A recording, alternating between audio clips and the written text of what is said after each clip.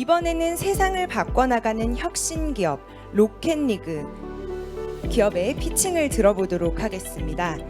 이번 심사에는 유중희 퓨처플레이 대표, 유정호 KB 인베스트먼트 상무, 최경희 소풍벤처스 파트너님 세 분이 수고해 주시겠습니다.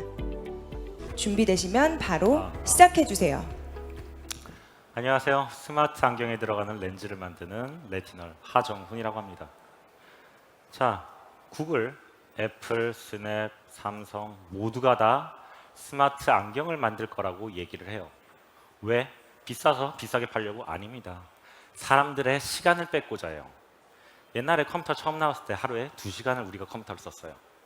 근데 소셜 네트워크, 웹 서핑이 되면서 인터넷 시대가 오면서 2시간이 4시간이 됐고, 핸드폰을 꺼내면서 우리 주머니에서 들고 다닐 수 있는 컴퓨터가 되면서 하루에 6시간, 8시간 여러분들의 시간을 뺏었습니다.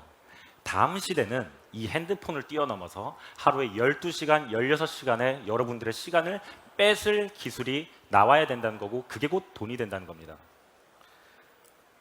자, 근데 핸드폰을 뛰어넘으려면 뭐가 필요해요? 몰입도? 아닙니다. 3D? 아닙니다. 우리는 3D TV가 거하기 실패한 거 알고 있죠. 몰입도가 크다는 건 더 오랫동안 못 쓴다는 얘기예요. 핸드폰에 진짜 우리가 뛰어넘어야 되는 거는 정보량과 휴대성입니다. 핸즈프리. 우리가 오래 쓰려면 가볍고 오래 들고 다녀야 되지만 너무 작으면 오래 쓰고 싶지가 않아요. 그러다가 수렴한 게 이 사이즈죠. 들고 다녀야 되니까 알람을 울 때마다 우리는 화면을 보고 있는 게 아니에요. 알람이 와요. 진동이 와요. 꺼내서 봅니다. 근데 이게 아니라 항상 우리 앞에 화면이 떠 있는 시대를 만들고 싶다는 거예요. 상태창 떠 있는 거죠. 여긴 카카오 띄워놓고, 여긴 유튜브 띄워놓고, 여긴 방치형 게임 띄워놓고 내 할 일 하는 거예요. 이게 진짜 우리가 원하는 모바일의 미래, 그 다음 미래 시대인 거예요. 저 근데 왜 못 만들었을까? 만들긴 했어요. 이렇게나 많이 만들었어요. 근데 대중화된 거 단 하나도 없습니다. 왜? 기존에 기술이 없기 때문에. 대기업은 새로운 기술을 만드는 게 아니에요. 기존에 있는 기술들을 잘 조합하고 혁신을 만드는 애들이죠. 자, 근데 모바일에서 안경으로 넘어갈 때 센서, 프로세스, 배터리, 네트워크 이미 다 있는 기술이에요. 새로운 기술 딱 하나, 렌즈 기술입니다. 그 렌즈 기술이 제대로 된 게 없기 때문에 안경이 커서 오래 못 쓰고, 화면이 작아서 오래 쓰고 싶지 않고, 가격도 비싼 겁니다. 진짜 우리의 시간 12시간을 빼들려면 이 혁신적인 과학기술이 있어야지 이 안경을 만들 수가 있어요. 근데 왜 못 만들었냐? 부품이 없어요. 이렇게 많은 걸 만들고 이것보다 더 많은 것들을 만들었습니다. 근데 과학기술은 딱 2개 중에 하나를 선택해서 만들어 놨을 뿐이에요. 이 2 기술 모두 50년이 넘은 기술입니다. 뭘 선택해서 조합하든 혁신은 일어날 수가 없죠. 자, 조합해서 혁신을 만드는 게 이 대기업들이 하는 거예요. 자, 그럼 스타트업은 뭘 해야 될까요? 스타트업은 새로운 무언가를 만들어야겠죠. 그래서 레티널은 새로운 광학기술을 만들었습니다. 프리즘 타입은 너무 커서 오랫동안 못 쓰고, EP 타입은 배터리가 10분밖에 안 가고 다 필요 없습니다. 광학기술이 아예 다른 기술이에요. 자, 근데 이거 말로만 하지 않겠습니다. 저희 직접 보여드릴 거예요. 기술 원리 이해하실 필요 없어요. 그냥 우리 렌즈를 가지고 있으면 일상 속에서 안경처럼 여러분 앞에 상태창을 띄울 수가 있습니다. 저희 부스에서 그 안경을 직접 보실 수가 있어요. 자, 거짓말 같죠? 지금부터 영상을 보여드릴 겁니다. 단 하나의 CG도 없습니다. 자, 2개의 양초를 띄울 거예요. 자, 왼쪽은 만질 수 있는 진짜 양초, 오른쪽은 가상의 양초. 아, 저 하얀 접시 있죠? 저것도 저희 렌즈로 만든 가상의 이미지입니다. 직접 보고 싶으시면 저희 부스에 오셔서 보시면 됩니다. 자, 그리고 얼마만큼 작게 만들고 오래 쓸 수 있을 것이냐, 이것도 직접 만든 렌즈입니다. 저희 안경을 만들었고요. 쓰면 핸드폰이 미러링 돼서 자연스럽게 보이게 됩니다. 이미 세상은 여기까지 왔어요. 자, 이제 여기에 배터리, 칩셋, 업체들이, 글로벌 업체들이 끼워 맞추면 어떤 안경이든 진짜 안경 같고, 우리가 일상 속에서 지금 모바일 핸드폰을 들고 사진을 찍고 와 이러고 있는데, 그게 이제 그냥 보면서 녹화해줘. 그럼 녹화되는 겁니다. 그 시대가 머지 않았어요. 그리고 그 시대에는 여러분들이 S사의 안경을 쓰든 A사의 안경을 쓰든 G사의 안경을 쓰든 상관이 없어요. 왜? 어떤 안경이든 바로 저희 레티널의 렌즈가 쓰일 것이기 때문이죠. 미래가 궁금하신가요? 저희 부스에 와서 직접 체험해 보세요. 감사합니다. 네, 이상 레티널이었습니다. 네, 다음은 메디쿼터스 발표자분 무대 위로 모시겠습니다. 잠시 알려드려 이번에도 총 4팀의 발표와 그룹 심사가 마치면 현장 투표가 이어질 예정입니다. 응원하는 팀을 마음에 정하면서 들으시면 더욱 좋을 것 같습니다. 네, 발표자분은 준비되면 발표를 시작해 주세요. 네, 안녕하세요. 저희 메디쿼터스는 이커머스 회사입니다. 패션과 헬스 쪽 영역에서 브랜드 사업과 플랫폼 사업을 하고 있습니다. 브랜드 사업은 저희 10개 정도 브랜드를 운영을 하고 있고요. 올해에 매출 900억 원, 영업이익 80억 원 정도를 전망하고 있습니다. 그리고 저희 플랫폼 사업은 일본의 패션 스타일 커머스 플랫폼 누구와 헬스 커머스 플랫폼 마이루핏을 운영하고 있습니다. 오늘 말씀드리고자 하는 내용은 파란색 원이 되어 있는 누구입니다.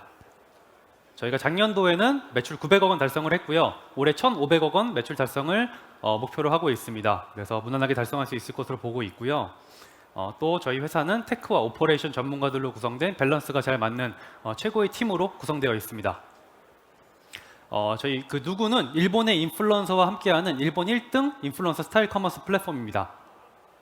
일본의 인플루언서들이 본인만의 스타일을 보여줄 수 있는 그 스토어를 저희 누구라는 플랫폼 내에서 오픈을 하시고 본인의 상품들을 업데이트를 하십니다. 그리고 저희 누구는 동대문의 트렌드 패션의 상품들을 저희가 사입부터 배송, CS, 교환 반품까지 모든 풀필먼트를 대행해주는 서비스이고요. 일본 인플루언서들에게 매출의 10%를 커미션으로 제공을 하고 있습니다. 그리고 저희는 평균 테이크 레이트이 50%가 넘는 압도적인 테이크 레이트를 가지고 있습니다. 참고로 국내의 패션 이커머스 평균 테이크 레이트는 15% 정도가 됩니다. 일본 시장은요, 한국 시장 대비 2.5배 이상 큽니다. 그리고 이커머스 침투율은 한국 대비 40%도 채 되지 않습니다. 그래서 아주 매력적인 시장이라고 저희는 보고 있고요. 저희가 주목하는 시장은 여기 비어있는 시장에 대한 부분입니다. 보시면 브랜드 패션을 다루는 조조타운이라는 굉장히 압도적인 플레이어가 일본에 존재를 하고 있습니다. 단 그 인플루언서들의 그런 스몰 브랜드를 다루는 트렌드 패션에 해당하는 영역은 저희가 비어있다라는 것을 발견을 했고요.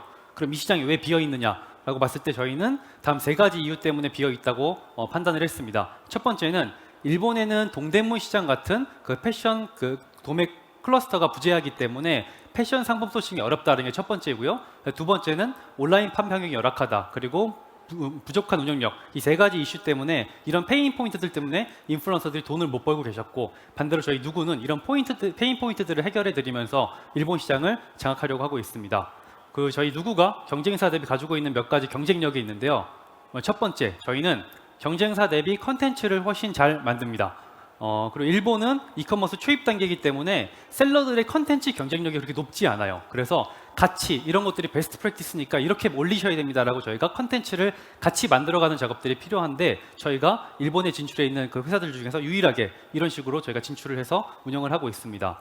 그리고 두 번째는 저희는 PB 제품들을 공격적으로 붙여서 압도적인 이익률 확보가 가능하고요. 마지막으로 저희가 플랫폼 브랜딩을 가장 잘 하고 있습니다. 그래서 일본 Z세대들이 보기에 가장 핫한 플랫폼으로 자리매김을 하고 있고요. 런칭한 지 2년 만에 저희가 일본 1등 인플루언서 플랫폼으로 성장을 했습니다. MAU는 150만, 그리고 거래액도 지난달에 30억 원 달성을 했고요. 이 수치는 지금까지 앱 다운로드 마케팅, CRM 마케팅 예산이 0원으로 없이 달성한 수치입니다. 그리고 저희 메인 페르소나는 저희 고객은 80%가 20대 일본 여성이십니다. 그래서 Z세대 앱이고요. 앞으로 그럼 어떻게 성장을 할 거냐에 대해서는 저희가 주목하는 숫자는 여기 구매 전환율입니다. 구매 전환율이 지금 높지 않음을 보실 수 있는데요. 고객들이 느끼는 불편함들이 있습니다. 배송 불만과 사이트 이용 불만인데요. 첫 번째, 저희 플랫폼에서는 교환 반품이 되지 않습니다. 그리고 배송 기일도 보름 정도로 매우 깁니다. 이런 것들이 11월 내에 해소가 되고요. 그리고 저희 앱은 굉장히 느려서 고객들이 불편함을 많이 느끼십니다. 이것도 11월 내에 저희가 해결이 됩니다. 그리고 저희 누구라는 플랫폼 확장 전략은 누구 내에서는 지금은 트렌드 패션이 대부분의 거래액을 차지를 하고 있는데 일본의 로컬 20대를 타겟으로 한 브랜드들을 입점을 받아서 이렇게 판매하는 것들을 저희가 목표로 하고 있고요. 그리고 타겟 확장 이 부분은 지금 이 누구는 20대 여성을 타겟으로 한 앱인데 앞으로 잘게 쪼개질 수밖에 없는 일본의 패션 이커머스 시장을 저희가 고객 페르소나별로 이렇게 확장할 전략을 가지고 있습니다. 그리고 그 브랜드 락킨을 위해서 저희가 일본 총판 사업도 시작을 했고요. 그리고 빠른 현지화를 위해서 저희가 일본 현지 법인들도 빠르게 인수를 하고 있습니다. 그래서 저희가 내년도에는 평균 구매 점유율 4%를 목표로 저희가 성장을 합니다. 그래서 올해는 300억 원, 누구만 봤을 때요, 26년도까지 3,500억 매출을 기대를 하고 있고요. 저희 메디쿼터스 토탈로 봤을 때 올해 1,600억 원, 그리고 26년도까지 매출 9,600억, 영업이익 1,300억을 목표로 성장합니다. 감사합니다. 네, 지금까지 메디쿼터스였습니다. 네, 세상을 바꿔나가는 혁신기업 로켓리그의 마지막 팀을 소개하겠습니다. 셀러허브 발표자분 앞으로 나와주세요.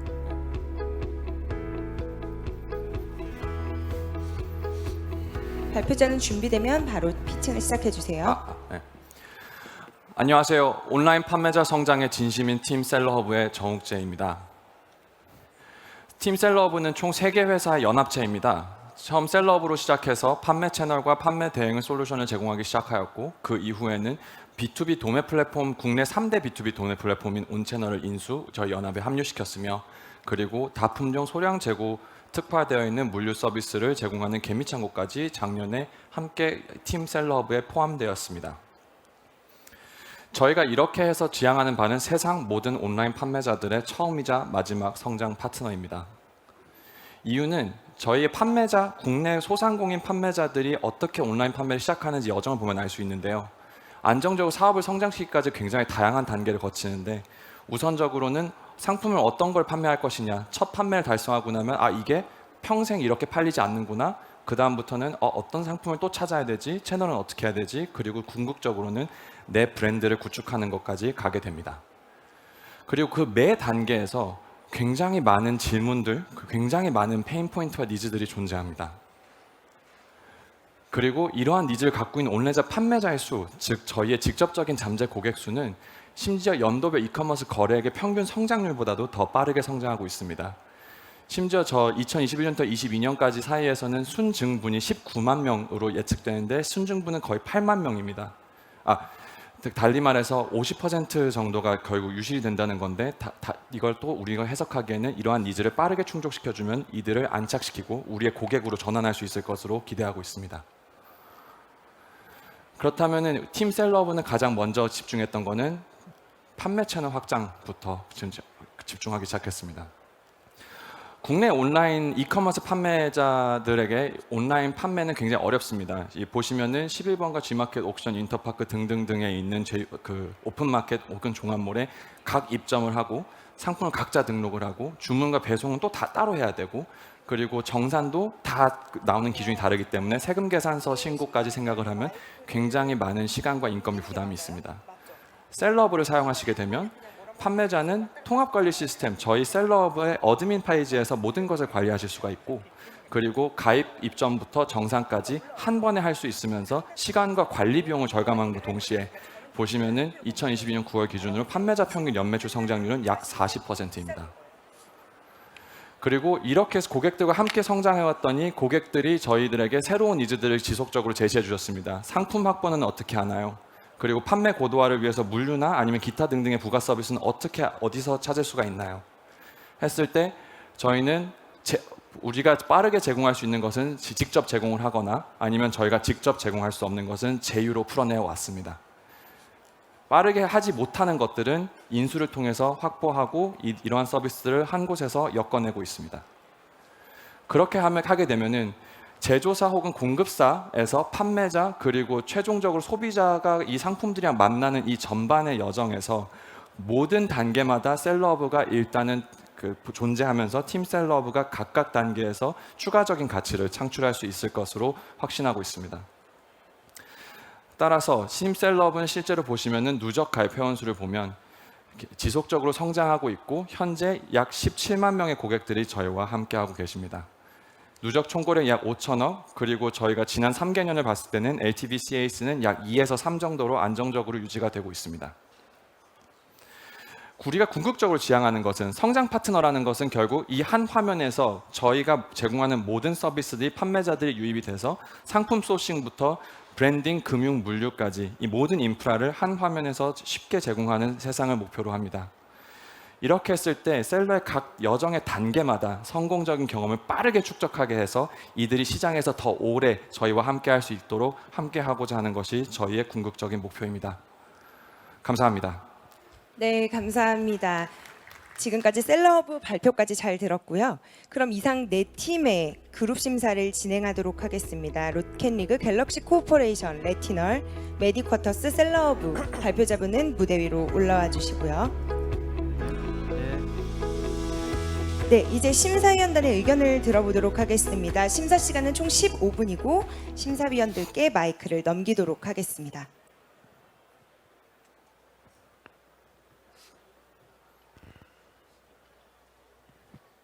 제가 질문을 드리면 되는 건가요? 네, 맞습니다. 갤럭시 코퍼레이션 흥미롭게 봤는데 네. 지금 가장 그 비중이 큰 수익 모델이 뭘까요? 현재는 예능이고요. 그래서 예능 컨텐츠 제작비로 약 400억 정도 하고 있는데 저희가 KBS 1박 2일, KBS의 살림남, KBS의 옥탑방, JTBC의 뭉쳐야 찬다 제작을 하고 있고요. 또 최근에 이제 미스터 트롯 2 이제 101억짜리를 계약해서 또 이제 현실 예능들을 제작하고 있고 또 넷플릭스의 피지컬 100억짜리 예능을 수주해서 이제 내년 1월에 송출이 될 예정이고 아까 아바뎀이라는 프로그램 이렇게 하고 있습니다. 그 아까 피치를 하실 때는 그 아바타 기술이 이제 핵심 역량으로 말씀을 하셨는데 아쉽게도 아직까지는 그런 컨텐츠 제작 역량이 매출의 대부분이라서 네네. 이걸 이제 기술이 중심이 된 어떤 리커링한 비즈니스 모델로 바꾸시는 게 굉장히 중요한 상황인 것 같아요. 네. 거기에 대해서 구체적으로 어떤 전략이 있으신지 듣고 싶습니다. 네. 일단은 이번에 그 저희 리얼 버라이어티를 현실 예능이라 표현하는데 버추얼 버라이어티, 그 메타버스 아바뎀이라는 100억짜리 프로젝트를 제가 지금 이렇게 성공을 한 거거든요. 근데 이런 것들을 이제 시즌 2를 이제 500억짜리 이제 버라이어티를 만들고 있어요. 그럼으로써 저희가 한 6가지 기술을 이번에 테스트를 했고 메타버스 오감이라는 컨셉에서 시각과 청각 그다음에 촉각을 저희가 테스트를 하려고 지금 하고 있고요. 그리고 메타버스 플랫폼을 저희 넘어가려고 하는데 예를 들면 아바타를 저희가 하나생명에 5억에 판매를 했어요. 이런 걸 아바타를 이제 분양 전략을 지금 취하고 있는 상태입니다. 그 아바타에 대한 고객들의 수용도가 아직은 좀 미지근하잖아요. 네네. 그리고 이게 시간이 지난다고도 올라갈지 아닐지는 아무도 몰라요. 그 네네. 일종의 가설인 거잖아요. 그리고 메타버스도 뭐 마이크로소프트나 메타 같은 데서 굉장히 지금 네네. 어렵게 지금 시장을 만들고 있어요. 네네. 그래서 뭐 저는 잘 되기를 바랍니다만 네네. 만에 하나 이런 메타버스 자체가 한 3, 4년간 열리지 않고 네네. 그 다음에 우리의 그 아바타에 대한 대중의 수용도도 굉장히 낮게 되는 그런 성적표를 받았을 때 어떻게 회사를 생존시킬 생각이세요? 근데 저희가 이제 다음 달 되면 영화 이제 아바타 2가 전 세계 개봉을 하거든요. 그러니까 13년 전에 개봉했던 그 영화 아바타가 전 세계 1등을 아직도 이제 하고 있는데 이 영화 아바타 2가 되면서 또 자신의 부캐 아바타 하나씩 가졌으면 좋겠다라는 상상력을 부여해 줄 걸 믿고요.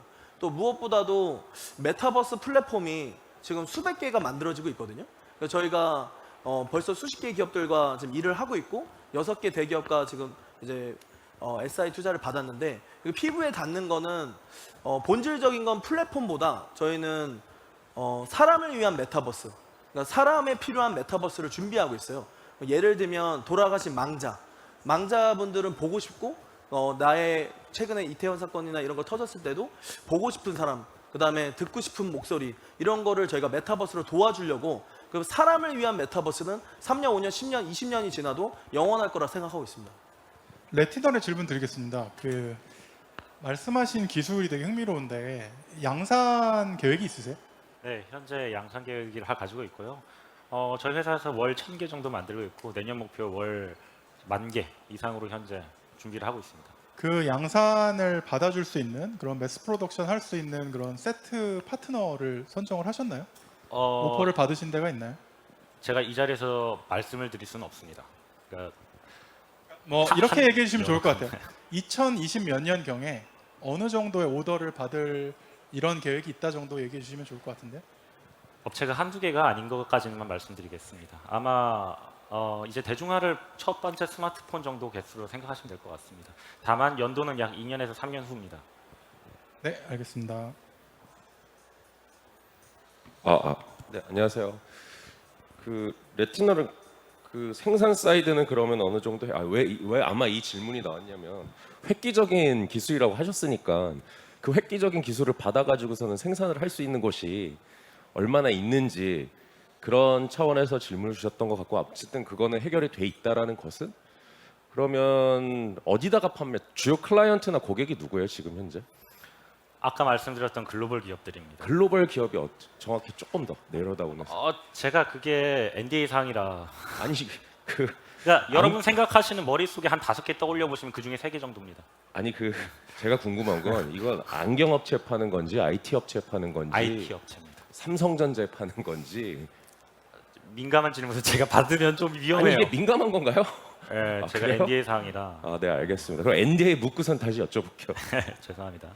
그리고 메디쿼터스 조금 질문을 드리고 싶은데 아까 그룹 매출하고 그룹 매출이 있고 그 중에 또 일본 사업이 따로 있는 것 같은데 예. 그 중에 좀 일본을 포커스를 맞춰주셨는데 예.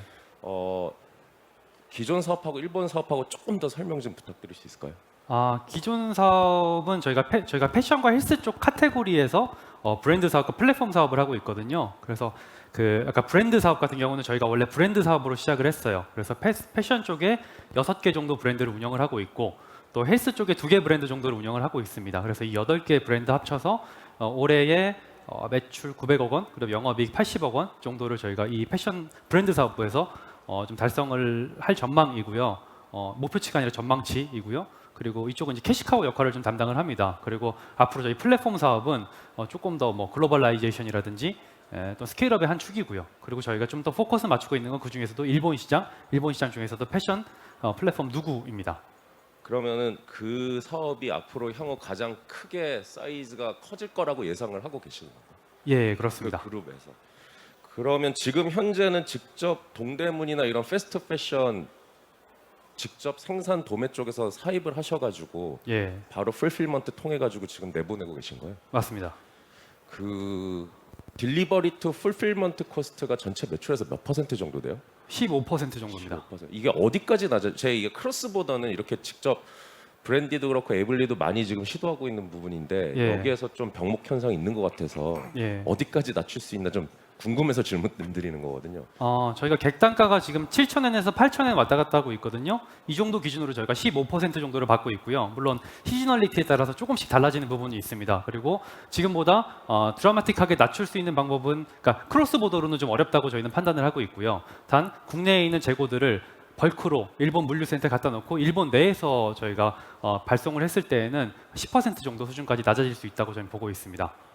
혹시 그러면은 직접 사입하고 일본에 갖다 놓을 때 예.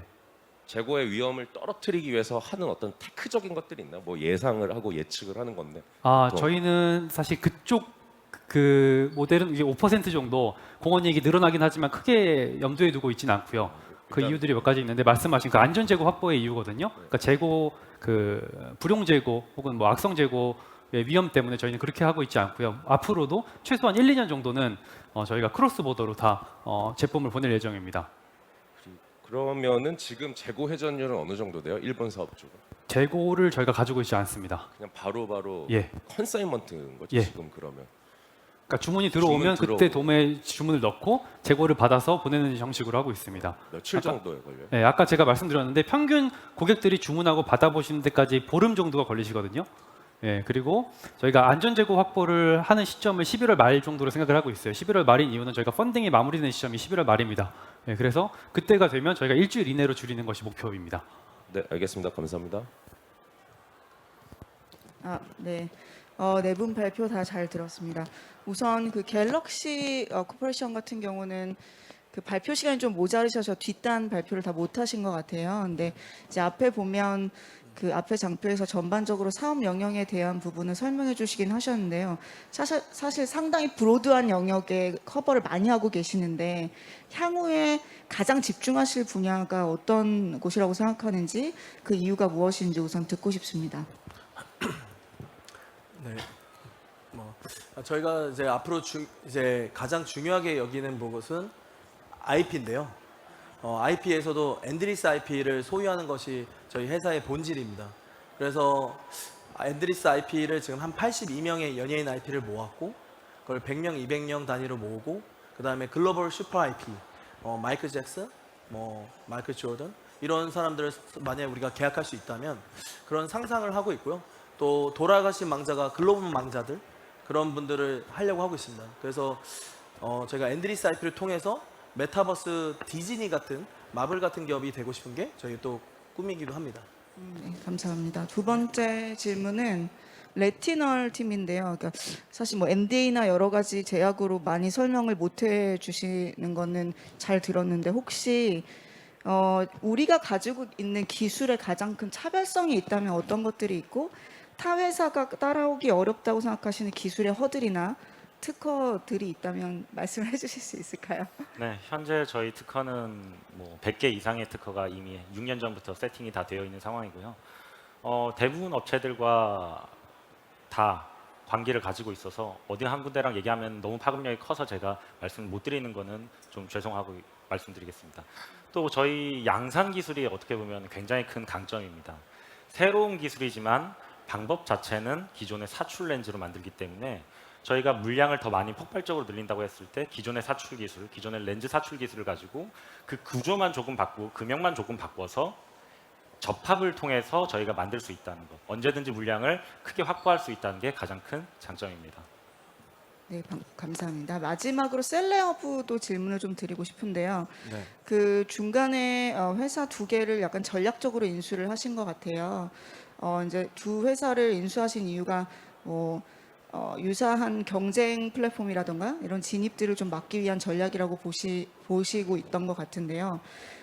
향후에 우리 회사의 로드맵에서 가장 중요시하게 여기는 부분은 어떤 것이 있는지 궁금합니다. 일단 질문을 두 개를 주신 것 같아서 좀 나눠서 답변을 해드리면 좋을 것 같습니다. 첫 번째는 일단 유사한 경쟁사의 등장을 막기 위해라고 말씀을 주셨는데 사실은 그것보다는 저희가 고객에 집중하게 된 결과라고 이해해 주시면 좋을 것 같습니다. 고객들이 저희의 주 고객층은 사실 30대 중반부터 50대 중후반까지의 판매자들입니다. 이들이 보통 좀 더 경험이 쌓였기 때문에 돈을 많이 벌기도 하고요. 그리고 거래액도 많이 발생시키는 소상공인이신데 이런 5인 미만 사업장들의 이 나이대 고객층들은 되게 재미있는 것이 IT를 통해서 돈을 벌고 인터넷에 대해서 굉장히 잘 알고 계시지만 그 뒷단의 기술이나 인터그레이션에 대해서는 사실 전문 분야가 아닐 수밖에 없거든요. 그렇기 때문에 그런 것들 한 곳에 엮는 게 가장 중요하다고 봤고요. 그거가 사실 두 번째 질문이랑 연결이 되는데 앞으로 가장 중요하게 되는 것은 그 한 화면에 다 엮는 거일 거라고 저희는 생각을 하고 있고 그리고 그 중에서도 저희가 가장 생각하는 거는 결국에 IT에서 가장 중요하고 기술적으로 가장 많이 구현을 해야 되는 복잡도 높은 거는 채널이 아닐까. 그 채널을 한꺼번에 옴니 채널을 관리하게 하는 게 가장 중요하지 않을까라고 생각하고 있습니다.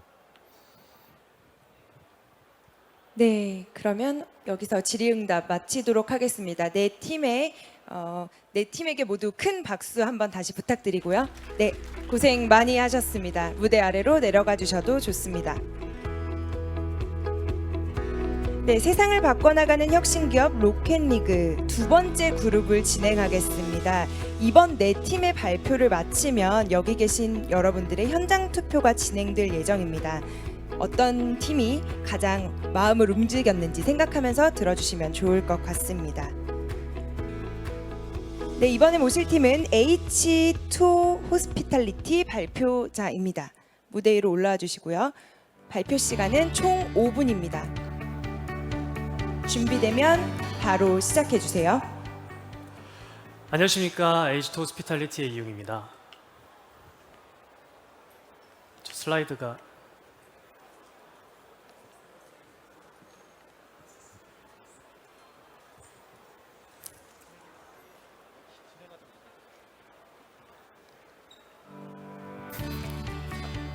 잠시만요. 시간을 다시 드리겠습니다. 네. 슬라이드를 지금 바로 준비 중인 걸로 말씀을 주셔서요. 마이크 네. 네, 시작해 주세요. 안녕하십니까. H2 호스피탈리티의 이용입니다. H2O는 숙박 레저 시설의 근본적인 운영 체계를 개선하고 고객과 함께 가는 플랫폼 기업입니다. 현재 4개국 23개 도시에서 4만 실 정도를 저희가 운영을 하고 있고요. 굉장히 많은 투자자들과 정부기관의 도움을 받고 있습니다. H2O는 코로나 기간에도 굉장히 빠른 성장세를 보였는데요. 저희가 올해 매출 350억, 내년 매출 1,100억을 저희의 탄탄한 파이프라인을 기반으로 성장해 나가고 있습니다. 보시는 바와 같이 정말 많은 호텔과 리조트들이 저희와 함께 성장해 가고 있습니다. 전체 80%의 포트폴리오가 메인스트림 4에서 5성급 럭셔리 호텔로 구성이 되어 있습니다. 글로벌 지사를 포함해서 150명의 직원들이 저희와 함께 호스피탈리티의 미래를 만들어가고 있는데요. 현재 호스피탈리티 산업은 큰 두 가지의 문제를 갖고 있습니다. 이 두 가지 문제 때문에 굉장히 많은 회사들이 코로나 기간 동안 문을 닫게 되었는데요. 첫 번째 문제는 100년 전과 똑같은 운영 체계입니다. 두 번째 문제는 OTA라고 불리는 대형 판매 채널들과 시설들 간의 파워 다이내믹 불균형입니다. 대부분의 시설들의 전체 매출의 60%를 차지하는 게 OTA들인데요. 정작 본인들이 직접적으로 판매하는 물량은 5% 미만입니다. 더 큰 문제는 OTA가 시설에게 고객 정보를 주지 않기 때문에 디펜던시가 점점 더 깊어지고 있다는 건데요. 이러한 문제를 해결하기 위해서 H2O는 H2O Flow라는 서비스를 론칭해왔고 이를 통해서 더욱 서스테이너블한 산업 구조를 만들어가고 있습니다. H2O Flow는 스마트 CRS, RMS, D2C 세 가지로 구성이 돼서 시설의 완전한 디지털 트랜스포메이션을 제공하고 있습니다. H2O는 백단에 있는 오퍼레이션을 100% 자동화해서 운영 효율을 높이고 AI 기반의 CRM과 데이터 프로세싱을 통해서 시설의 자체 판매율을 3배 이상 증가시키고 있습니다. 스마트 CRS는 온라인, 오프라인, B2B, 마이스 등의 모든 채널을 연동을 해서 기존의 팩스나 이메일로 들어오던 예약 정보들을 100% 자동화하고 수동 업무 자체를 없앰으로써 접객 서비스에 시설이 좀 더 집중하게 하고 판매 채널을 다각화하면서 매출을 증가시키고 있습니다. 스마트 RMS는 저희가 완전한 스마트 비대면 체크인을 제공하게 하고 있습니다. 한국과 미국에서 특허를 받은 H2O의 스마트 도어락은 카드키, 키오스크, 태블릿, 앱 다운로드가 일절 필요하지가 않습니다. 그렇기 때문에 스마트 체크인의 가장 큰 문제였던 5% 미만의 사용률을 90% 이상으로 향상시킬 수 있었습니다. 스마트 D2C는 이용객과 시설을 챗 앱을 기반으로 직접적으로 연결해서 이용객의 편의성을 높이고 시설의 자체 판매 물량을 늘리고 있습니다. 그럼 H2O가 어떤 식으로 호텔 경험을 바꿔가고 있는지 같이 한번 보실까요? 본인의 스마트폰만 있으면 됩니다. 예약부터 결제, 체크인, 체크아웃까지 모든 것을 나의 핸드폰 안에서 앱 다운로드 없이 가능합니다. 사용하시는 챗앱을 켜고 호텔을 예약하고 이제 검색을 하고 예약을 하게 되면 호텔에서 스마트 체크인 메시지를 보냅니다. 그러면 신원 인증과 스마트 체크인을 통해서 내가 원하는 객실을 선택할 수 있습니다. 객실이 선택이 되면 OTP 기반의 6자리 암호화된 핀코드가 발급이 되고 프론트를 건너지 않고 직접적으로 바로 호텔에 들어갈 수가 있습니다. 더 이상 프론트에서 50분 이상 시간을 허비할 필요가 없다는 거죠. F&B, 스파, 워터파크, 스키 리조트 등의 시설 안과 밖에 있는 모든 부대 시설을 디지타이즈 티켓화해서 메시지에 반해서 사용할 수가 있고 체크아웃도 당연히 프론트데스크를 들를 필요가 없습니다. 모두에게 제공되는 불특정 다수를 위한 호텔 프로모션이 아니라 나의 선호도에 기반하고 내가 사용했던 서비스를 기반으로 한 나만을 위한 프로모션을 직접 받아볼 수 있습니다. 회원가입이나 앱 필요 없이요. 앞서 보신 것처럼 H2O는 호스피탈리티 산업의 다른 방향을 제시하고 있습니다. H2O 플로우를 통해서 수동 업무를 없애고 이용객의 만족도를 위한 서비스를 제공하기 때문에 모두의 만족을 이끌어낼 수 있습니다. 저희는 H2O 플로우가 글로벌 호스피탈리티 산업의 마켓 놈이 돼서 앞서 말씀드렸던 두 가지 문제를 해결하고 우리가 사랑하는 여행이 좀 더 서스테이너블해질 수 있도록 더욱 노력하겠습니다. 감사합니다. 네, 감사합니다. 바로 이어서 XYG 발표자분을 무대 위로 모시겠습니다. 큰 박수로 맞아주세요. 네, 제조부터 배달까지 로봇이다. 로봇 세상을 만들고 있는 XYG입니다. 만나서 반갑습니다. XYG가 뭐 하는 회사냐? 바로 결론부터 들어가도록 하겠습니다. 바리스타 로봇 바리스를 소개합니다. 네, 가장 먼저 바리스 드립인데요. 드립 로봇답게 드립 좀 치는 모습을 보고 계십니다. 다음으로는 바리스 브루입니다. 여러분 요즘 커피 배달로 많이 시켜 드시죠? 배달에 최적화된 로봇 바리스 브루를 소개합니다. 다음으로 바리스 에스프레소. 직장인분들 점심시간 1, 2분이 매우 아까우실 텐데요.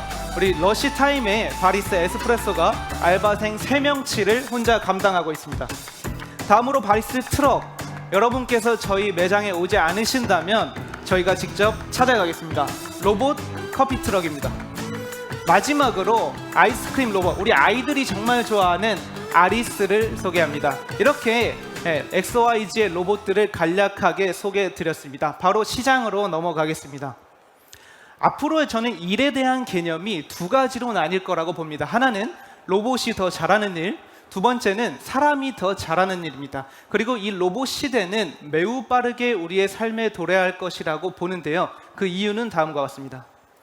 첫 번째로 노동의 절대 인구가 감소하고 있고, 둘째 인건비가 상승하고 있으며, 마지막으로 MZ세대들은 더 이상 의미 없는 일을 하려고 하지 않습니다. 즉 우리가 고기 불판 닦는 알바를 구하는 일이 점점 어려워질 거라는 뜻인데요. 저는 어떻게 보면 4차 산업시대의 이러한 변화는 바람직한 것이라고도 봅니다. 다만 빛과 어둠이 공존하듯이 이면에는 고통받는 사람들이 존재합니다. 바로 자영업자들입니다. 우리나라는 이 자영업 비율이 세계에서 가장 높은 수준에 속하는데요. 인건비가 상승하고 있고 구인난이 지속되면서 월에 25일 이상 고강도 노동을 하면서 자영업자들이 갈아 넣고 있습니다. 그래서 저는 로봇이 필요하다고 생각합니다. 그리고 이 로봇을 가장 잘 만들 수 있는 팀을 소개합니다. 황성재 박사는 카이스트 발명왕이라는 별명이 무색하지 않게 AI 회사를 삼성전자에 매각하였고, 이것도 모자랐는지 국내 최고 테크 엑셀러레이터 퓨처플레이를 공동 창업하고 IPO를 준비하고 있습니다. 현재는 XYG에서 로봇 8을 만들고 있습니다. 다음으로 민중우 이사는 자율주행 로봇 코봇을 엑시트하고 XYG에서 로봇 발을 만들고 있습니다. 저는 MB치오넴과 오우야 에스프레소 바를 모두 매각하고 XYG의 매장 총괄을 맡고 있습니다. 5번의 엑시트에 빛나는 저희 경영진이 꿈꾸는 미래는 무엇일까요? 가장 먼저 모듈형 로봇 바리스와 아리스입니다. 수천만 원에 달하는 로봇이지만 벌써 50대 이상의 판매와 렌탈 성과를 내고 있습니다. 간단하게 로봇 8이라고 기억해 주십시오. 다음으로 자율주행 로봇 스토리지입니다. 커피 배달, 음료 배달, 주류 배달, 저희 스토리지 봇이 책임지겠습니다. 로봇 발로 기억해 주십시오. 여러분, F&B에서 순이익률 70% 들어는 보셨습니까? 저희가 시도하고 있는 완전 무인 매장 X 익스프레스입니다. 로봇 8, 로봇 발, 완전 무인 매장. 혹시 느낌 오시나요? 이것은 3가지 아이템이 아닙니다. 바로 로봇 빌딩 솔루션입니다. 저희는 앞으로 로봇 빌딩에서 업무 보게 될 텐데요. 더 이상 커피를 주문하고 배달료를 낼 일은 없어질 것입니다. 고급 인력들이 잔심부름을 하는 일도 없어질 것입니다. 왜냐하면 로봇 빌딩 솔루션이 제조부터 배달까지 책임질 것이기 때문입니다. 오늘 저희는 저희 기술력이 뛰어나다 이런 얘기를 하러 온 것이 아닙니다. 로봇 회사의 90%가 기술 개발만 하다가 사라지고 있는데요. 비즈니스의 본질은 만드는 게 아니라 파는 것이라고 생각합니다. 그래서 저희는 처음부터 매장을 깔고 전국의 7개 매장에서 만든 기술을 적용하고 실증하고 있습니다. 즉 팔리는 기술을 만들고 있습니다. 마지막 저희 비전입니다. 지금이 여러분 어떤 시대죠? 사람이 달나라에 가는 시대입니다. 근데 이 F&B는 어떤가요? 갈아 넣고 까라면 까고 버티고 이런 1차원적인 어프로치가 변하고 있지가 않습니다. 그래서 XYG의 로봇들이 우리의 먹고 마시는 문제를 해결하는 손과 발이 되도록 하겠습니다. XYG였습니다. 감사합니다. 네, 잘 들었습니다. 약간의 기술적 문제가 있었음에도 불구하고 멋진 발표해주신 XYZ 고생 많으셨습니다. 네, 다음은 코드박스 무대 위로 모시겠습니다. 큰 박수로 맞이해 주세요. 발표 시간 5분 드리겠습니다. 준비되시면 바로 피칭을 시작해 주세요. 네, 반갑습니다. 비상장 주식회사 주주관리 서비스를 하고 있는 코드박스의 서광열입니다. 네, 저희가 풀고자 하는 문제는 비상장 주식인데요. 현재 2021년 투자 금액만 봐도 12조가 넘을 정도로 이제 굉장히 큰 자산 시장을 형성하고 있습니다. 여러 스타트업이 창업하고 투자를 받고 있는데요. 저희가 보는 문제점은 이런 비상장 기업을 위한 어떤 금융 혹은 자산 시장의 인프라가 부족하다는 문제를 지적하고 있습니다. 상장 회사의 같은 경우에는 예탁결제원이나 아니면 이제 한국거래소, 각종 증권사를 통해서 증권 관련된 오퍼레이션 그리고 유통과 관련된 업무들의 도움을 받을 수 있는데요. 비상장 회사의 같은 경우에는 주주명부도 회사가 직접 관리해야 되고 관련된 툴도 전무하고 또 이런 유동성을 확보할 수 있는 시장도 부족해서 이제 여러 가지 자산으로서의 가치를 충분히 인정받지 못하고 있는 상황입니다. 그래서 저희가 만든 서비스는 주주입니다. 주주는 주주 명부를 중심으로 해서 주주 명부에 영향을 미칠 수 있는 모든 업무를 자동화해서 제공하는 B2B SaaS입니다. 간단히 좀 지표를 보여드리면 현재 4,500개 이상의 스타트업이 사용하고 있는 대표적인 주주 명부 혹은 주주 관리 솔루션이고요. 저희 서비스를 통해서 주총 이사회, 스톡옵션 관리, 법인 등기 등 이제 주식회사 관리와 관련된 업무들을 수행하고 계십니다. 대표적인 업무 두 가지를 중심으로 해서 어떤 서비스인지 조금 더 자세히 설명을 드릴 텐데요. 일단 투자 유치 과정에서 필요한 업무에 대한 지원입니다. 투자 검토부터 계약서 검토, 결의 그리고 사후 관리까지 여러 가지 업무가 있을 텐데요. 일단 현재 주주 명부를 기반으로 해서 이번에 얼마 금액을 누구한테 투자를 받으면 지분이 얼마나 희석되고 그래서 어떻게 되겠구나를 시뮬레이션 해볼 수 있는 기능. 투자를 하기 전에 저희 파트너 노펌을 통해서 계약서를 검토하고 또 기존 주주가 있다면 사전 동의서를 작성할 수 있는 부분, 또 유상증자를 했을 때 이제 신주 발행과 관련된 결의, 등기를 진행할 수 있는 기능, 이 부분도 저희가 정관과 상법에 맞춰서 전체를 다 자동화해서 서비스를 제공하고 있습니다. 그리고 이렇게 업무를 끝냈을 때 주주 명부를 손으로 업데이트 하셔야 되는 게 아니라 그냥 업무의 결과로서 이제 최종적으로 업데이트된 주주 명부를 보실 수 있다. 스톡옵션도 마찬가지입니다. 이제 스타트업이 인재 유치를 위해서 스톡옵션 많이 주시는데 부여부터 행사까지 굉장히 관리 업무가 복잡하고 많습니다. 관련해서 주총 결의를 통해서 스톡옵션을 부여하는 부분, 그리고 계약서를 작성할 때 여러 가지 베스팅 조건이나 이제 커스텀한 계약서 조항을 만드는 부분, 그리고 부여를 한 이후에 액면 분할이나 무상증자처럼 주식 관련된 변동 이벤트가 있을 때 행사가나 행사 수량을 조정하거나 통지하는 부분에 관련해서도 저희가 전체 솔루션을 자동화해서 제공하고 있고요. 스톡 옵션을 부여받은 권리자 입장에서도 이제 계약서는 썼는데 내가 언제 행사할 수 있는지, 현재 우리 회사의 가치는 얼마여서 내 스톡 옵션이 어느 정도의 가치가 있는지 이런 것들을 확인할 수 있어야 사실 스톡 옵션의 어떤 취지에 맞게끔 인센티브를 받을 수 있을 텐데요. 이런 부분들도 저희가 포털을 통해서 권리자들을 초대하고 현재 내 스톡 옵션의 가치를 확인하고 볼 수 있는 그런 기능을 제공하고 있습니다. 그리고 이제 이런 주주 서비스를 기반으로 해서 저희가 스타트업이 VC와 혹은 투자자와 커뮤니케이션 할 수 있는 툴도 만들었습니다. 저희 주주포 VC인데요.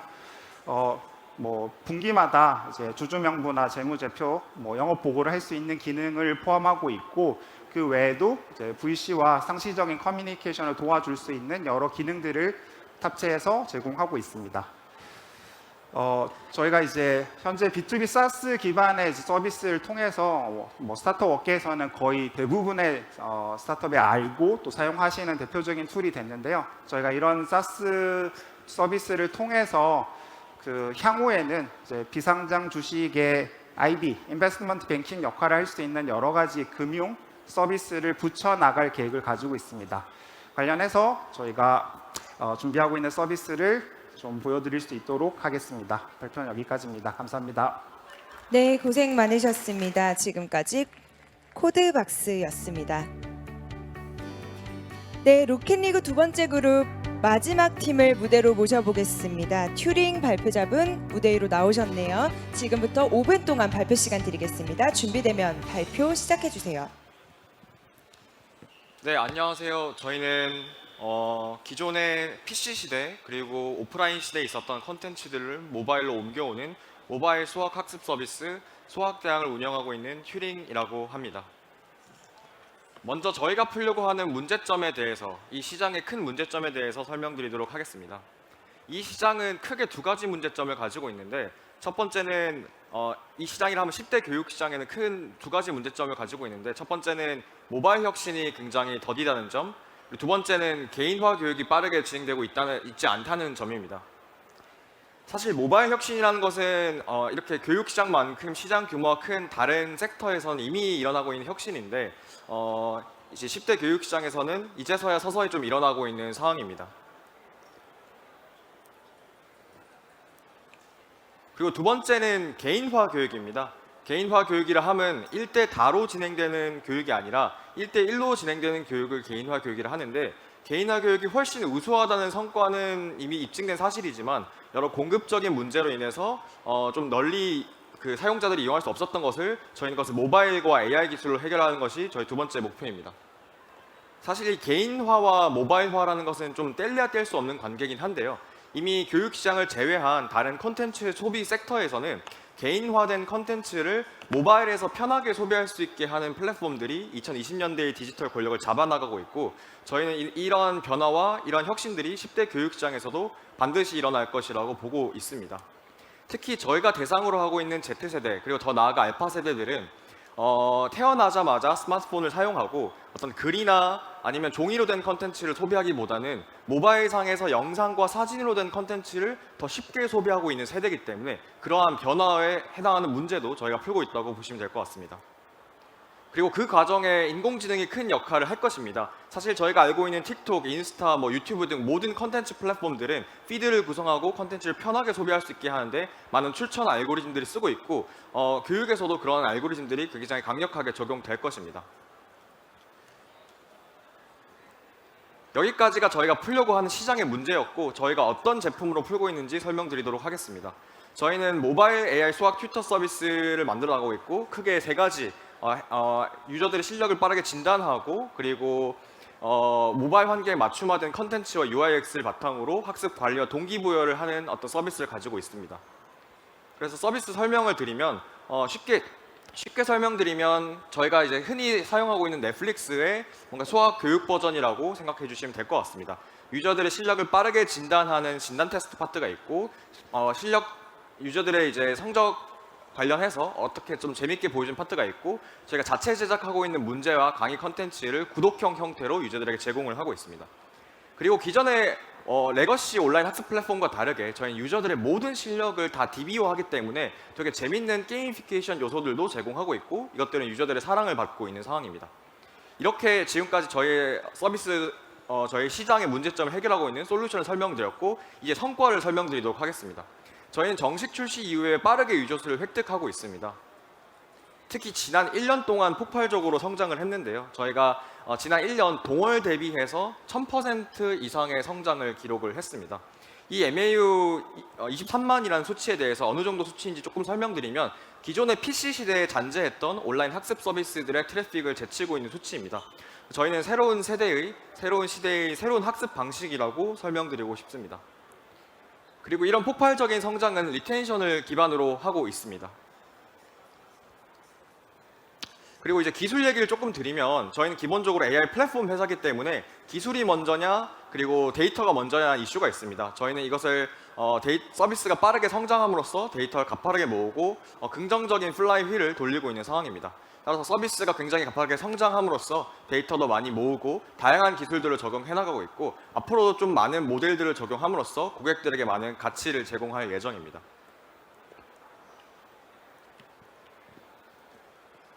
그래서 저희가 제공을 하고 있는 고객들 저희는 이제 유저들에게 굉장히 빠르고 정확한 실력 진단을 제공을 하고, 그리고 정말 유저들이 성적을 학습하기 위한 문제와 강의 컨텐츠를 학습하는 서비스라고 봐주시면 될 것 같습니다. 그래서 예전에 이제 과외를 받을 때 그런 과정들을 모바일로 녹여낸 서비스라고 보시면 될 것 같습니다.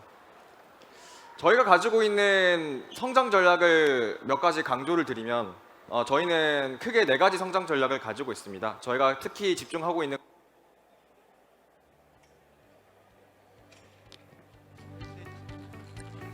네. 5분 시간이 지나서 지금 바로 마이크가 꺼졌는데요. 4분 발표자들 무대에 모시고 질의응답 시작해 보도록 하겠습니다. 네, H2O 호스피탈리티, XYZ, 코드박스, 그리고 튜링입니다. 마이크를 심사위원님께 넘기겠습니다. 네, 인상적인 발표 잘 들었습니다. 그 내외사 좀 공통적으로 제가 드는 질문이 있었어요. 그래서 다 조금씩 고민하시는 모습을 보여주셨는데, 지금 H2O 같은 경우는 뭐 글로벌 진출 전략 조금 말씀 주시긴 했지만 그래도 일본이랑 한국에 좀 집중하고 계시고, XYZ 같은 경우에는 아무래도 이제 한국에서 그런 오프라인 사업을 하고 계시고, 코드박스는 또 한국 스타트업 타겟하고 계시고, 그다음에 튜링 같은 경우도 이제 한국 수능에 맞는 이제 수학 문제를 풀고 계셔서, 투자자의 눈으로 보기에는 과연 이게 이 유리천장을 뚫고 글로벌한 기업이 될 수 있나에 대해서 어떻게 보면 되게 한국적인 상황에서 혹은 한국 일본적인 상황에서 그 생존 능력을 극대화하는 회사들이 아닌가라는 의구심이 조금씩 들거든요. 그래서 네 분 다 정말 이게 정말 인류의 문제를 푸는 스타트업이 되기 위해서 한국이나 일본을 벗어나서 글로벌한 서비스가 되기 위해 어떤 전략을 구상하고 계신지 듣고 싶습니다. 순서대로 말씀해 주시면 될 것 같아요. 네, H2O 같은 경우에는 글로벌이 굉장히 용이한 프로덕트입니다. 그 가장 큰 이유가 뭐냐면, 만약에 저희가 숙박시설의 이 롱테일에 해당하는 베케이션 렌탈이나 뭐 1, 2성급 호텔을 타겟을 했으면 국가별로 사용하는 시스템, 언어, 스탠다드 서비스가 다 다릅니다. 근데 저희가 집중하고 있는 4, 5성급 럭셔리 호텔들은 모든 호텔들이 다 오라클 시스템을 쓰고 있고 영어라는 언어를 채택을 하고 있고 스탠다드 서비스가 똑같습니다. 그래서 저희가 지금 한국, 일본, 동남아시아 이외에 다른 지역의 호텔들과도 논의를 하고 있는데, 너무나 재미있는 거는 한국, 일본의 호텔 고객들이 초기에 저희한테 했던 질문과 똑같은 질문을 던지고 계십니다. 그렇다 보니까 현재 저희의 프로덕트 마켓 핏 자체가 한국, 일본뿐만 아니고 다른 국가에도 충분히 페네트레이트 할 수 있을 거로 생각을 하고 있습니다. 네, XYZ는 구조적으로 카피 앤 페이스트를 구조를 짜놨습니다. 그래서 해외에도 바로바로 적용을 할 수가 있고요. 다만 B2B의 영역과 좀 B2C의 영역으로 구분해서 볼 수 있을 텐데요. B2B의 영역은 현재 싱가포르나 미국에 바로 적용이 가능한 부분이고, B2C의 영역은 로봇 가격이 떨어지는 것을 조금 기다릴 필요가 있습니다. 하지만 매년 드라마틱하게 로봇 가격이 하락하고 있으면서 저희가 이거를 대중에게도 풀 수 있는 기회가 곧 올 거라고 생각합니다. 네, 코드박스는 그 글로벌 서비스를 하는 게 우선순위는 아닙니다. 저희는 한국 스타트업을 대상으로 B2B 사스 서비스를 하고 있고, 사실 스케일이 크냐라고 했을 때 시장 사이즈는 한정적인 게 맞고, 그래서 저희는 사스로 뭔가 성장을 하겠다는 전략보다는 사스를 기본으로 해서 여기에 밸류에드하는 서비스를 계속 붙여나가겠다는 전략이거든요. 아까 마지막 장표에 잠깐 말씀드렸는데, 뭐 IB 관련해서는 예를 들면 스톡옵션 행사한 주식을 담보로 대출을 해준다든지, 혹은 그것을 구주 매출할 수 있는 뭔가 서비스를 제공한다든지 하는 식으로 좀 여러 밸류를 추가하는 방식으로 사업을 만들어 나가는 게 먼저이고, 글로벌 진출 관련해서는 주주 자체는 아마 좀 많은 변화가 있어야 돼서 쉽지 않을 것 같지만, 주주4 VC처럼 조금 더 공통된 기능들이 있는 서비스들은 일정 부분 해외 진출도 가능할 것 같다라고 판단하고 있습니다. 저는 튜링에서는 2가지를 나눠서 말씀드리고 싶은데, 첫 번째는 수학 교육이라 함은 굉장히 글로벌 공통 언어에 해당되는 과목이라고 좀 설명드리고 싶습니다. 그래서 저희가 수학에 해당되는 어떤 플랫폼이나 아니면 그런 AI를 구축했을 때 사실 한국뿐만 아니라 전 세계에 있는 수학 때문에 고통받고 있는 다른 국가들에 대해 문제들도 다 해결할 수 있고요. 그리고 그만큼 시장 규모도 충분히 크기 때문에 좀 글로벌 진출이 매력적이어서 저희가 애초에 좀 수학 과목을 샤프하게 좀 파고 있는 것도 있습니다. 그리고 두 번째는 일본 시장 자체의 좀 특징을 좀 설명드리고 싶은데요. 일본 시장 같은 경우는 한국과 유사한 1인당 GDP, 그리고 유사한 교육 문화, 그리고 똑같은 입시 제도, 똑같은 수학 커리큘럼을 가지고 있습니다. 그래서 과거에 저희가 아날로그 시대에서 수학의 정석이라는 것 자체가 일본에서 그대로 수입해오지 않았습니까? 근데 모바일 경쟁력은 훨씬 한국이 더 있는 상태이기 때문에 디지털 모바일 시대에는 수학대항을 거꾸로 일본에 수출할 수 있는 그런 가능성이 되게 높다고 저희는 판단하고, 특히 일본 시장에 많이 집중하고 있는 상황입니다. 네. 네, 모두 감사합니다. 네, 감사합니다. 잘 들었습니다. 저는 그냥 저희 뭐 투자사도 섞여 있고 그래가지고 그냥 저는 포커스해가지고 질문을 드릴게요. H2 호스피탈리티 진짜 너무 오랜만에 만나 뵙고 너무나도 달라진 모습에 깜짝 놀랐는데, 보니까 아까 재무적으로도 실적이 어느 정도 이제 올라오고 있으셔서, 근데 아까 설명해주신 게 좀 여러 가지 비즈니스들이 좀 섞여 있는 것 같아서 이제 매출을 좀 더 브레이크다운 해가지고 비즈니스 모델 차원에서 약간만 좀 디테일하게 설명해 주시면 감사하겠습니다. 네, 기본적으로 저희의 비즈니스 모델은 재팬과 아웃사이드 재팬 두 가지로 나눠져 있는데요. 둘 다 기본적으로 매출 셰어입니다. 저희는 사스 형태로 제공을 하는 형태가 아니고 호텔 회사나 아니면 호텔 건물주와 매니지먼트 컨트랙트를 맺고 있습니다. 일본과 일본 밖이 다르다고 말씀드린 이유는, 일본은 저희가 PM, Property Management부터 HR Management까지 전부 다 하기 때문에 매출의 25에서 30% 정도 큰 금액을 받고 있습니다. 일본 바깥에서는 저희가 호텔의 예약실, 마케팅, CRM, CS, 그 다음에 프론트 데스크, 이렇게 5가지의 부서, 피지컬 부서들을 위탁 운영하는 형태다 보니까 저희가 7에서 10% 정도의 매출을 쉐어받고 있습니다. 그러면 그런 호스피털리티로 진입을 해서 아까 말씀드렸듯이 이제 모든 터치 포인트를 이제 디지털라이즈 하면서 네. 이제 호텔주 입장에서는 좀 더 이제 고도화된 고객과의 이제 본딩이 생기면서 거기에서 점점 서비스를 고도화하겠다라는 게, 네, 맞습니다. 네, 잘 알겠습니다. 그리고 XYG는 지금 2가지 정도인데, 로봇을 통해 가지고 뭐 이제 커피 및 여러 가지 F&B에서 뭔가를 서빙을 하고 제공을 하고 딜리버리를 하잖아요. 지금 당장 아니겠지만 한 1, 2년 안에 그 토탈 코스트랑 실제 돌리는 거랑 비교하면 어때요? 제가 질문을 정확하게 이해 그러니까 못했습니다. 직접 사람이 커피숍 하는 거랑 네. 지금 로봇을 통해 가지고 하는 거랑 네. 경제적 가치의 갭이 좀 어느 정도 좀 궁금해 가지고. 네. 저희가 2가지 모델을 가지고 있는데요. 하나는 협동 매장이고 하나는 지금 이제 막 시도하고 있는 완전 무인 매장입니다. 협동 매장의 같은 경우에는 이제 인건비를 20-30% 정도 줄여줄 수 있고, 이제 완전 무인 매장은 말 그대로 순이익률이 60-70%까지 나올 수 있습니다. 다만 매출 자체는 협동 인간이 있는 매장보다는 적게 나온다라는 단점이 있지만, 그래도 초기 시설비만 투자해 놓으면 한 매장에 인건비 반명 100만 원 내외로 매장을 하나 굴릴 수 있기 때문에 이게 경제적인 효율이 굉장히 크다고 생각합니다. 그러면은 투자를 하는 사람 입장에서 그거를 구매하는 입장에서는 제가 이거 캐펙스 투자를 하는 거잖아요, 일종의. 네. 그러면은 어느 정도 걸려요? 그거를 심리적으로 다 회수하고 이미 잘 남기고 있다 이런. 완전 무인 매장을 러프하게 매출이 1,000만 원이라고 계산을 하겠습니다. 이제 매출이 1,000만 원이면 이제 개인이 운영을 하신다면 자기 노동력을 갈아 넣어야만 한 200-300 가져갈 수 있는 구조인데, 이제 완전 무인 매장에서는 500만 원, 600만 원이 매달 1,000만 원을 벌더라도 남기 때문에 이제 로봇 가격이 조금만 떨어져도 1년 안에 회수할 수 있는 그림도 볼 수가 있습니다.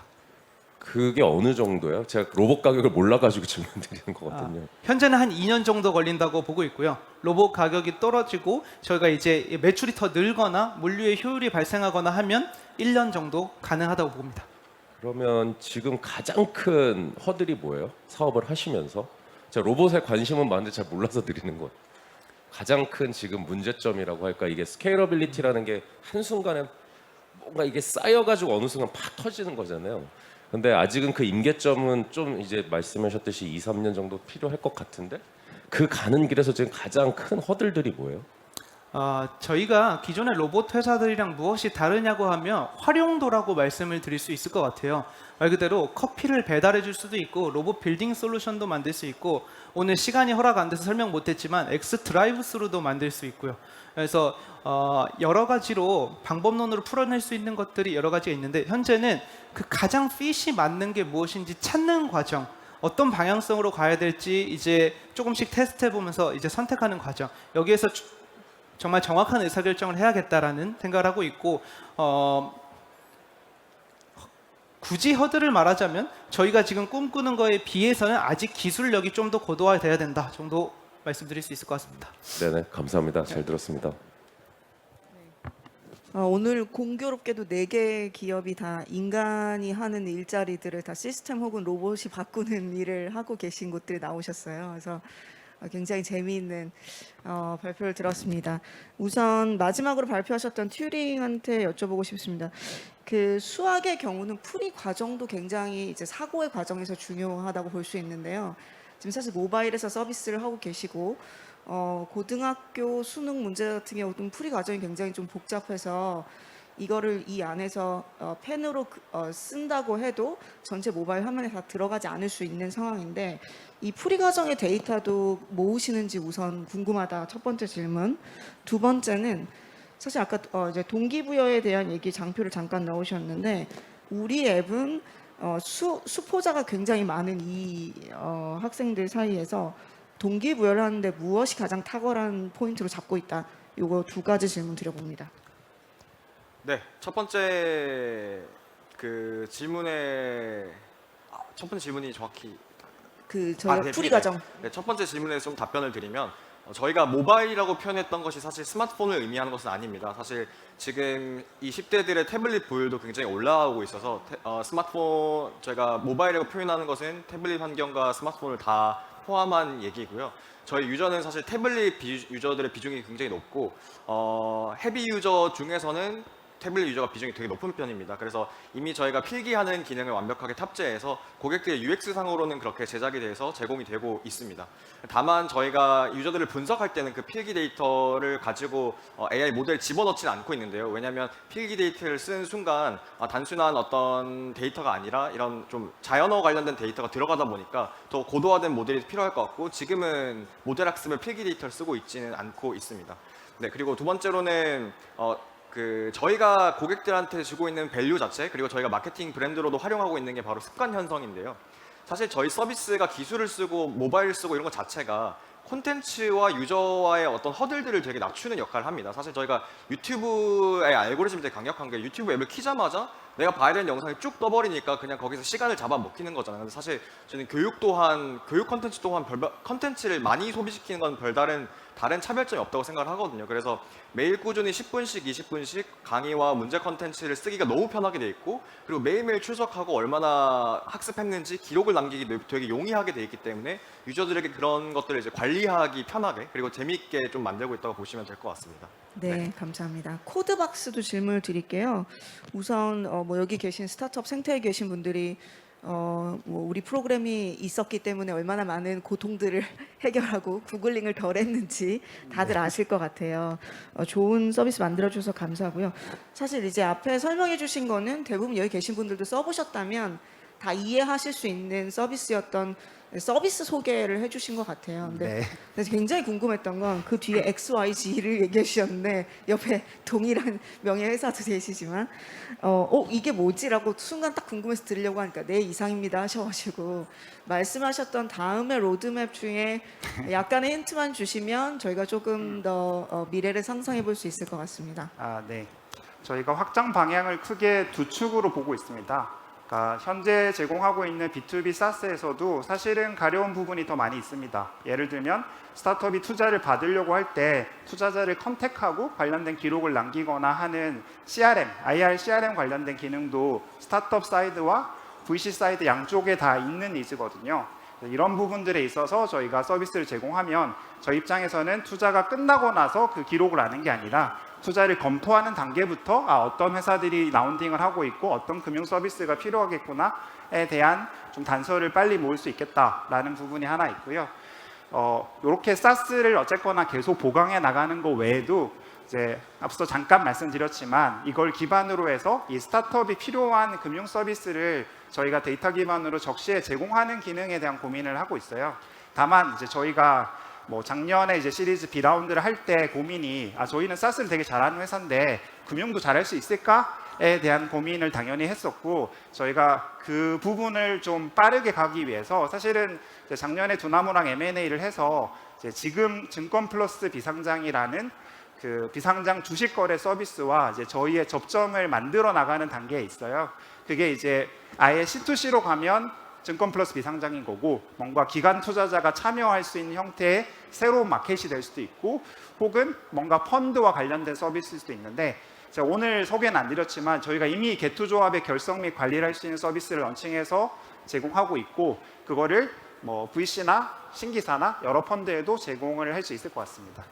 네, 감사합니다. 빨리 만들어주세요. 저희도 내부에서 만들고 있는데 네. 만들어주시면 잘 써보겠습니다. 알겠습니다. 시간 관계상 마치도록 하겠습니다.